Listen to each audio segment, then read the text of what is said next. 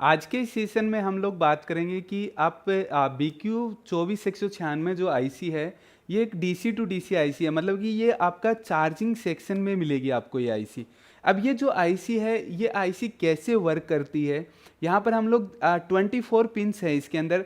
तो 24 पिंस जो है वो कैसे वर्क करेगी, हर एक पिंस कहाँ से कनेक्टेड होगी, कितना वोल्टेज मिलेगा, इसके बारे में कंप्लीटली डिटेल से हम लोग यहाँ पर बात करेंगे। तो ये जो सबसे पहले हम लोग देखते हैं कि BQ 24 196 आईसी है, वो आईसी कितने एक मॉडल में लगी हुई है।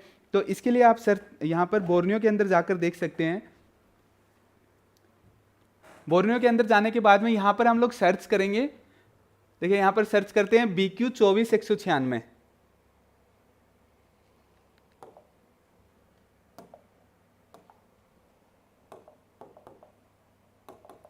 ठीक है, यहाँ से सर्च करना है BQ 24 196।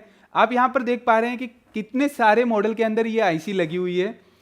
तो अगर इस वाली आईसी का आप सेक्शन समझ जाते हैं, अगर इस आईसी को कंप्लीटली रीड कर लेते हैं, तो मानकर चलिए कि इतने सारे मॉडल, लगभग 100 से भी ज़्यादा मॉडल है, ये मॉडल आपके चार्जिंग सेक्शन में कवर हो जाएंगे। तो चलिए हम लोग स्टार्ट करते हैं।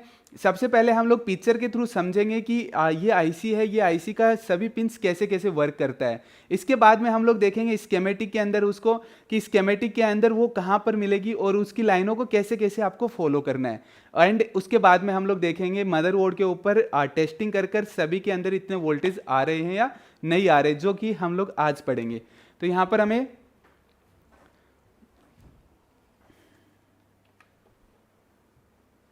देखिए, यहाँ पर हमें सबसे पहले जो सर्च करना स्टार्ट करना है, या फिर हम लोग सबसे पहले जहाँ से रिपेयरिंग टेस्टिंग करना है स्टार्ट करते हैं। तो ये है हमारे पास में B2B कनेक्टर। B2B कनेक्टर का मतलब आपका जो सब बोर्ड से मेन बोर्ड पर जो कनेक्टर आ रहा है, वो वाला कनेक्टर, जिसमें हमारा चार्जिंग का सेक्शन रहता है एंड स्पीकर भी रहता है, माइक वगैरह सब चीज़ें रहती है। तो आज हम लोग ओनली फॉर क्या समझेंगे, यहाँ पर चार्जिंग वाला सेक्शन। तो यहाँ पर आपको चार्जिंग वाले सेक्शन को समझने के लिए सबसे पहले B2B कनेक्टर देखना है। एंड B2B कनेक्टर जो होता है, B2B कनेक्टर से एक लाइन आउटपुट होगी, उस लाइन का नाम होगा वीबस। तो यहाँ से देखिए आप, वीबस का लाइन आउटपुट होता है। एंड वीबस का लाइन जो आउटपुट होता है, इसके बाद में आपको यहाँ पर मिलेगा जो मोस्पेट। अब ये जरूरी नहीं है कि हर एक मॉडल में यहाँ पर मोस्पेट मिले, किसी मॉडल के अंदर मोस्पेट मिलता है एंड किसी मॉडल के अंदर मोस्पेट नहीं मिलता। तो अगर मोस्पेट को समझना है तो आप हमारा बेसिक देख सकते हैं, बेसिक के वीडियोस, वहाँ पर मोस्पेट के बारे में क्लियर पूरा बताया गया है। तो मोस्पेट के अंदर हम लोग देखेंगे कि मोस्पेट में इनपुट वोल्टेज यहाँ पर 5 वोल्टेज होगा। इससे पहले आपको एक चीज़ और ध्यान रखना है, अगर आप B2B कनेक्टर पर चेक करना चाहते हैं कि हमारा चार्जिंग वोल्टेज आया है या नहीं आया, तो ये वीबस का जो लाइन होगा, यहाँ पर आपको एक टेस्टिंग पॉइंट मिलेगा, टीपी पॉइंट मिलेगा। इस टीपी पॉइंट पर आपको चार्जर कनेक्ट कर कर 5 वोल्टेज चेक करना है। अगर यहाँ पर 5 वोल्टेज आया है, तो इसका मतलब हमें समझ जाना है कि हमारा जो सब बोर्ड एंड हमारा चार्जिंग कनेक्टर और इसके साथ में सब बोर्ड से मेन बोर्ड तक जो फ्लेक्स आ रहा है वो कंप्लीटली ओके। तो यहाँ पर हमें 5 वोल्टेज टीपी पॉइंट के ऊपर 5 वोल्टेज चेक करना है। एंड इसके बाद में हम लोग आगे बढ़ते हैं तो मोस्पेट के आगे भी यहाँ पर 5 वोल्टेज आउटपुट होना चाहिए। तो यहाँ से 5 वोल्टेज आउटपुट होगा। एंड उसके बाद में नेक्स्ट देखते हैं, यहाँ पर OVP IC मिलेगा आपको। तो OVP IC में क्या होता है कि आपका 5 वोल्टेज ही इनपुट होता है एंड 5 वोल्टेज ही आउटपुट होता है। तो OVP IC में हम लोग देखेंगे तो यहाँ पर OVP IC से पहले आपको यहाँ पर 5 वोल्टेज मिलना चाहिए एंड OVP IC के बाद में भी 5 वोल्टेज मिलना चाहिए। तो यहाँ पर हम लोग देखेंगे तो बहुत सारे कैपेसिटर लगे रहते हैं, तो आपको कैपेसिटर के ऊपर वहाँ पर 5 वोल्टेज चेक करना है।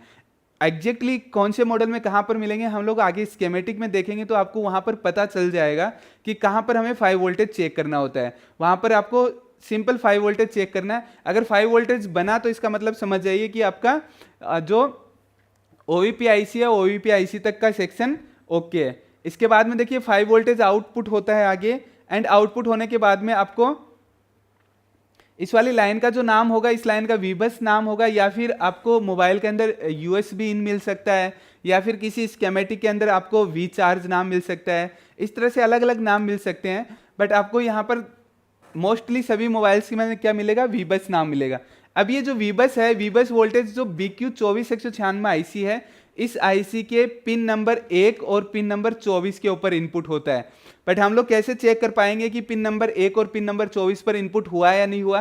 क्योंकि आईसी की जो पिन्स होती है, आप पिन्स के ऊपर अगर नहीं चेक कर पाते हैं कि यहाँ पर 5 वोल्टेज आया या नहीं आया, तो आपको क्या करना है, पिन नंबर 23 पर देखिए आप पीएमआईडी लिखा हुआ मिलेगा आपको। किसी किसी मॉडल में आपको यहाँ पर एमआईडी लिखा हुआ भी मिल सकता है, अदरवाइज सभी मॉडल के अंदर यहाँ पर पीएमआईडी लिखा हुआ मिलेगा आपको। तो पीएमआईडी पर आप देखेंगे तो यहाँ पर सिंपली या तो आपको एक कैपेसिटर मिलेगा, यहाँ पर एक कैपेसिटर मिलेगा, या फिर इसी लाइन में कनेक्ट होकर आपको एक कैपेसिटर और लगा हुआ मिलेगा। इसके ऊपर आपको क्या चेक करना है, 5 वोल्टेज। अगर यहाँ पर 5 वोल्टेज आया, इसका मतलब आप समझ सकते हैं कि B2B कनेक्टर से लेकर यहाँ तक 5 वोल्टेज इनपुट हो गया है, मतलब कि आपकी चार्जिंग आईसी के अंदर 5 वोल्टेज आ गया है। अगर सिंपली देखिए 1 क्लिक में हम लोग चेक करना चाहें, जैसे होता है कि रिपेयरिंग करते हैं, रिपेयरिंग के टाइम पर क्या होता है कि बार बार स्टेप बाय स्टेप चेक करना मुश्किल है, क्योंकि टाइम वेस्ट होता है उसके अंदर। तो अगर आपको सिंपल चेक करना है कि यहाँ तक का पीछे का पूरा सेक्शन ओके है या नहीं, तो आप क्या करेंगे, पीएमआईडी जो कैपेसिटर है, इस कैपेसिटर के ऊपर आपको क्या चेक करना है, 5 वोल्टेज। अगर इस वाले कैपेसिटर पर 5 वोल्टेज आया, तो इसका मतलब समझ जाइए कि आपका जो सब board, charging section and charging section से ऊपर तक का सभी सेक्शंस ओके है। तो आपको ये चीज़ देख लेना है। अब इसके बाद में हम लोग देखते हैं कि पीएमआईडी तक आ गया। अब पीएमआईडी के बाद में जो वोल्टेज होता है, वोल्टेज आगे आउटपुट होगा हमारा। अब आउटपुट होगा मतलब कि स्विचिंग होगा वोल्टेज, और स्विचिंग होकर पिन नंबर 19 और पिन नंबर 20, पिन नंबर 19 और पिन नंबर 20 से स्विचिंग होता है वोल्टेज, और स्विचिंग होने के बाद में कोयल के ऊपर जाएगा वोल्टेज। ये हमारा वीपीएच कोयल होगा। यहाँ से जो वोल्टेज आउटपुट होगा, या तो उसे वीपीएच बोलेंगे या फिर उसका नाम होगा VSYS, ठीक है, ये नाम मिलेगा आपको। और कुछ सैमसंग के जो मॉडल्स होते हैं, सैमसंग के मॉडल में यहाँ पर नाम यूज किया जाता है, इसी का ही वीबेट नाम यूज किया जाता है। तो आपको VPH या VSYS वाली जो कोयल है, इस कोयल के ऊपर आपको वोल्टेज चेक करना है 3.3 से लेकर 4.2 वोल्टेज तक, 3.3 से लेकर 4.2 वोल्टेज तक आपको चेक करना है। अगर यहाँ पर इतना वोल्टेज आ रहा है, इसका मतलब हम लोग समझ सकते हैं कि इस आईसी से वोल्टेज स्विचिंग हो रहा है। इसके बाद में हम लोग आगे चेक करते हैं स्विचिंग के बाद में। तो यहाँ पर देखिए जो वोल्टेज आउटपुट हुआ है, वो वाला वोल्टेज आपका एक बूट कैपेसिटर पर कनेक्ट होगा। जो यहाँ पर कोयल पर वोल्टेज आउटपुट हुआ है, ये वाला वोल्टेज कहाँ कनेक्ट होगा, आपका बूट कैपेसिटर पर। तो यहाँ पर देखिए ये बूट कैपेसिटर इस पर कनेक्ट हो रहा है। अगर यहाँ पर मान लीजिए आपके पास में 3.5 वोल्टेज आया, इस कोयल के ऊपर 3.5 वोल्टेज आया, तो आपको क्या चेक करना है, ये जो बूट कैपेसिटर, ये कैपेसिटर कोयल की साइड जहाँ से कनेक्टेड है, वहाँ पर तो आपको सेम कोयल के ऊपर जो वोल्टेज शो कर रहा है, वही वोल्टेज आपको यहाँ पर चेक करना है। और इसका जो कैपेसिटर है, कैपेसिटर के दूसरी साइड में जितना वोल्टेज यहाँ पर शो कर रहा है, अगर यहाँ पर 3.5 शो कर रहा है, इसका मतलब इसका डुअल वोल्टेज आपको कहाँ पर चेक करना है, ये जो कैपेसिटर का दूसरा सिरा है उसके ऊपर। मतलब कि ये जो बूट कैपेसिटर है, बूट कैपेसिटर पर हमेशा एक साइड में वीपीएच वाला वोल्टेज और दूसरी साइड में आपको उसका डुअल वोल्टेज शो करना चाहिए।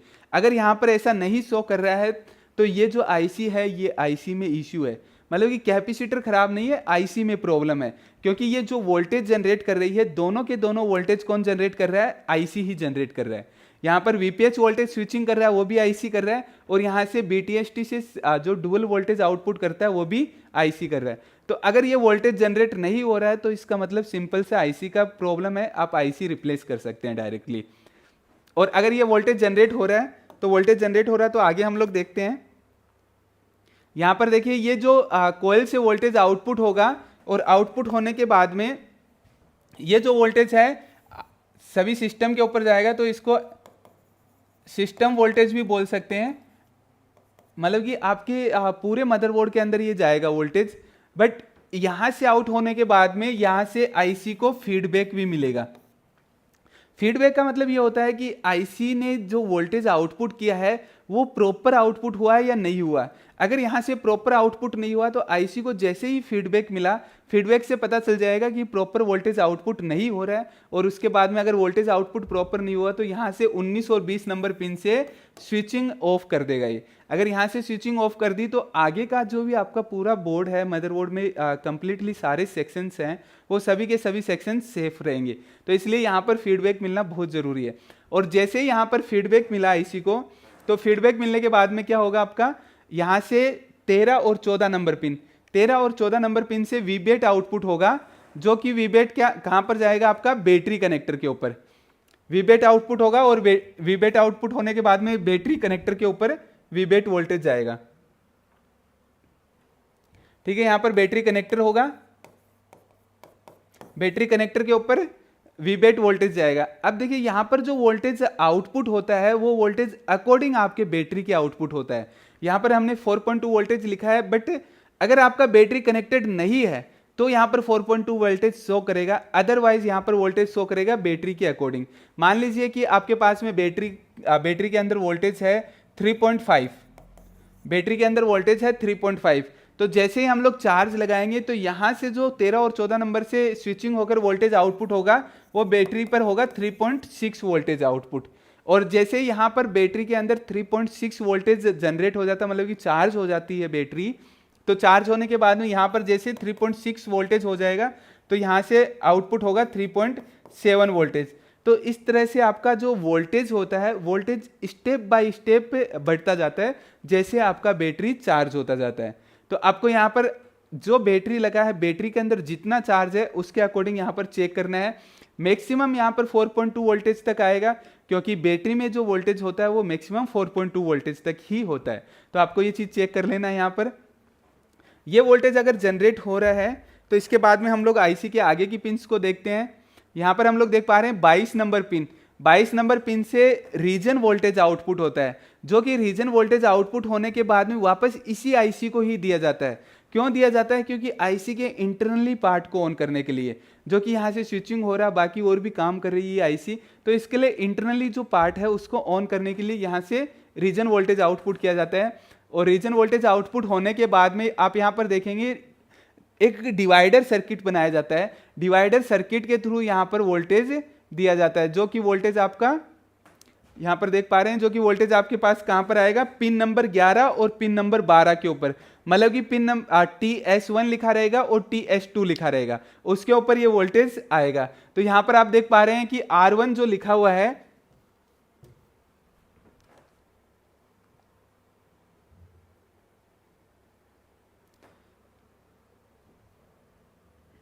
यहाँ पर आप देख पा रहे हैं कि ये R1 और R2 होता है, ये डिवाइडर सर्किट है।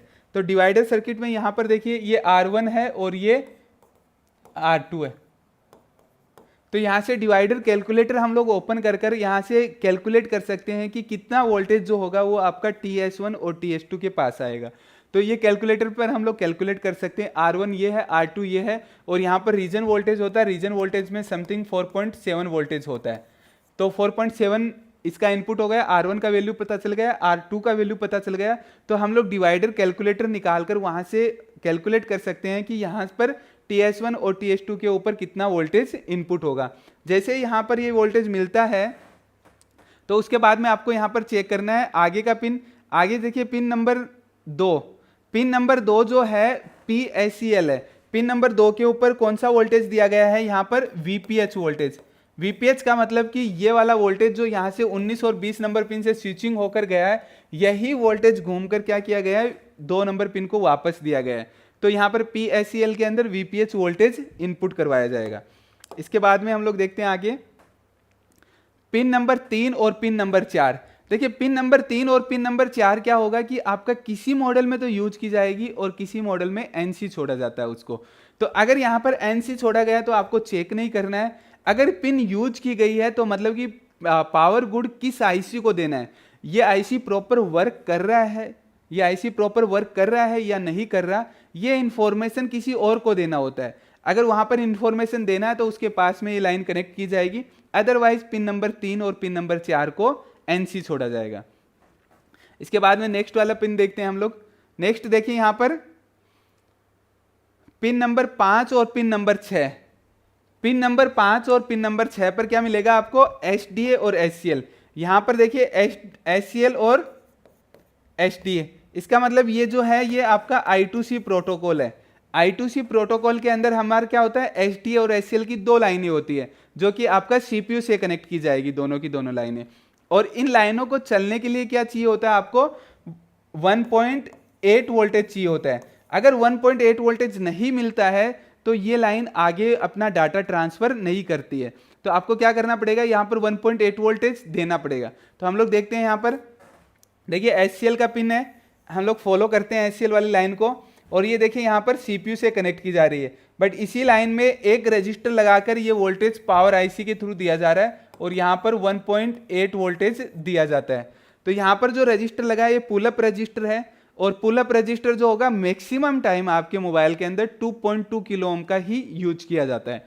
तो यहाँ पर HDA और HCl दोनों लाइनों में हम लोग देखेंगे, सेम HDA के अंदर मिलेगा आपको, देखो CPU से कनेक्ट की जा रही है, और यहाँ पर एक पुल अप रजिस्टर लगाकर वही 1.8 वोल्टेज दिया जा रहा है। तो ये दोनों के दोनों रजिस्टर जो होंगे, दोनों रजिस्टर 2.2 किलो ओम के होने चाहिए। आपको ये चीज ध्यान रखना है, कोई भी रजिस्टर, जैसे एक रजिस्टर का वैल्यू डाउन हुआ, एक का वैल्यू सेम रहा, तो भी आपके चार्जिंग सेक्शन में इश्यूज आएंगे।